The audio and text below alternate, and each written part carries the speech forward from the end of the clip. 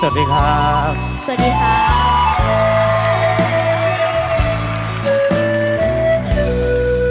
เสียงแม่เอิ้นลูกกินข้าวข้างเงินเดือนเขายามเศร้ายามคำหัวใจเพลอคล้อยต้อยต่ำสิกลืนเข้าจากคำยังแขนขาคออยากให้ลูกคือบ้านพันแท้แต่แม่มันสึกอยู่ใส่นอ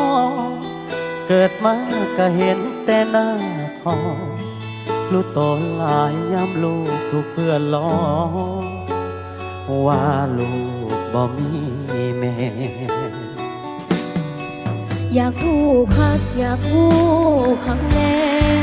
ว่าอ้อมกอดแม่อบอุ่นสำใด